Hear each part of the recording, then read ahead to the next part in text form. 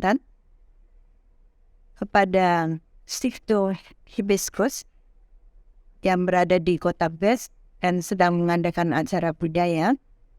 Saya menyambut baik dan perkenankan saya juga memenuhi permintaan Anda semua untuk mengisi suatu acara tentang mungkin storytelling ataupun juga tentang sedikit sejarah yang dikaitkan dengan kisah-kisah tradisional yang di Minangkabau disebut Tambo.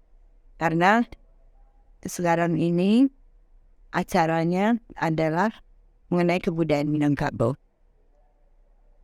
Saya berharap juga acara ini yang disediakan ada pameran, ada talk show, ada storytelling, dan promosi kuliner akan berjalan dengan baik. Saya juga akan menceritakan pertama dulu masyarakat Minangkabau itu siapa. Masyarakat Minangkabau tinggal di Provinsi Sumatera Barat dan mereka di sini sudah jauh lama sekali kebudayaan dari peradaban tua, jauh sebelum Islam masuk ke Sumatera Barat, dan mereka mempunyai cerita kisah-kisah yang berdasarkan mitologi dan folklore, bahwa ada yang menceritakan mereka turun dari langit.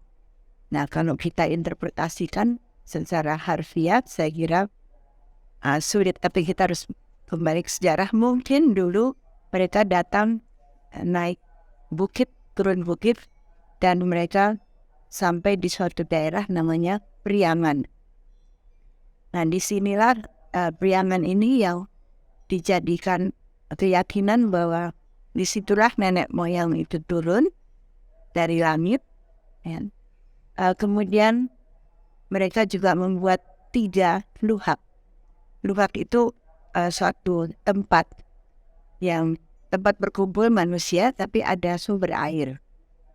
Ada 3 luhak, dan dari situ berkembanglah masyarakat Minangkabau menyebar ke daerah yang mula-mula di daerah dataran tinggi yang disebut Darek.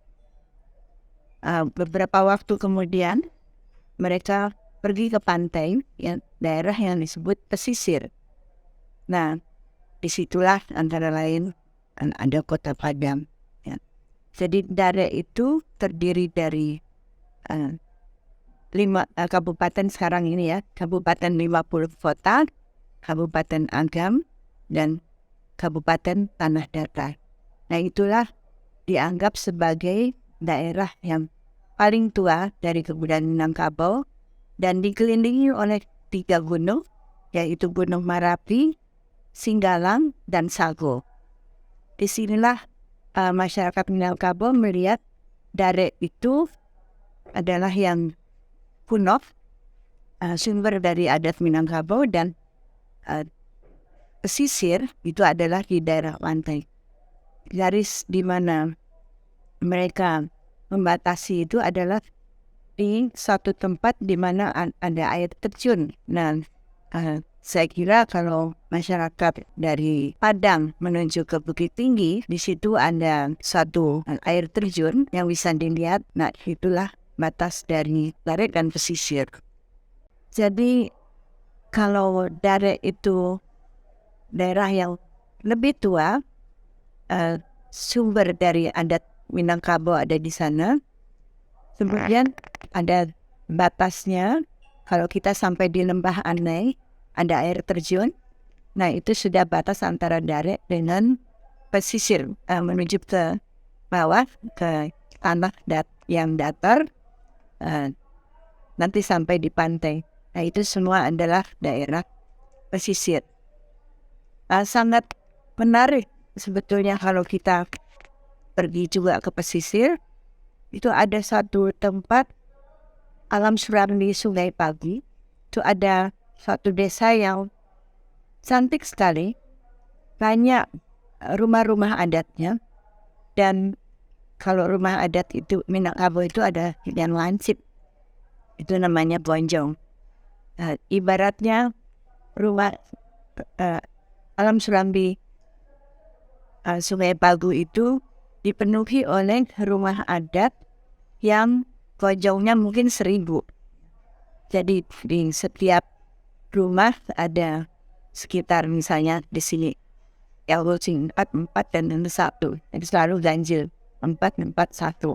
Ada lagi yang pernah saya lihat juga lebih dari itu, misalnya 7, 7 tambah 1. Ya, jadi 15. Bahkan di tempat yang lebih jauh lagi, tidak termasuk di sana, ada yang sampai 20-an bonjongnya itu. Nah, kami tidak tahu, artinya ilmuwan sedang mencari terus apa sebabnya rumah-rumah gadang itu banyak di situ. Karena rumah gadang yang paling banyak sebetulnya ada di Darek, tapi di sini tidak kurang banyaknya. Jadi mungkin ini adalah dulu di masa lalu perwakilan dari Darek.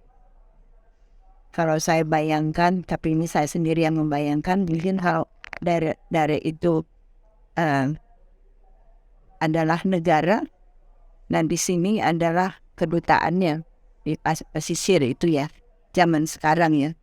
Ibaratnya begitu, jadi perwakilan dari negara. Tapi ini pikiran saya sendiri. Ibaratnya seperti itu, simbolnya seperti itu. Kita juga bisa melihat sekarang masyarakatnya. Orang Minangkabau itu suka merantau. Dari dulu ada pantun-pantun yang banyak sekali yang membicarakan soal seharusnya anak muda merantau dulu sebelum berguna di kampung halamannya. Nah, artinya anak muda itu selalu terdorong dari cerita-cerita yang baru pulang dari rantau, menceritakan bahwa di rantau itu bisa hebat sekali, bisa mencari pengalaman, dan kalau sukses di rantau itu dihargai di kampung halaman. Nah, jadi karena orang Minangkabau suka merantau, mereka cukup waktu untuk merantau. Jadi yang jaga rumah siapa? Yang menjaga rumah adat siapa? Yang menjaga sawah-sawah siapa? Yaitu kaum perempuan. Ya. Yang memiliki, artinya menjaga itu berarti memiliki. Jadi hak pemiliknya adalah kaum perempuan, tetapi kakak dari orang-orang perempuan itu, kakak laki-laki tertua, menjadi yang disebut mama. Mama itu artinya saudara tertua kaum perempuan ini, ibu, para ibu, yang mempunyai tugas mengatur jalannya kampung, mengatur jalannya rumah adat milik keluarga, dan itu disebut rumah gadang, rumah besar, di mana mereka tinggal bersama.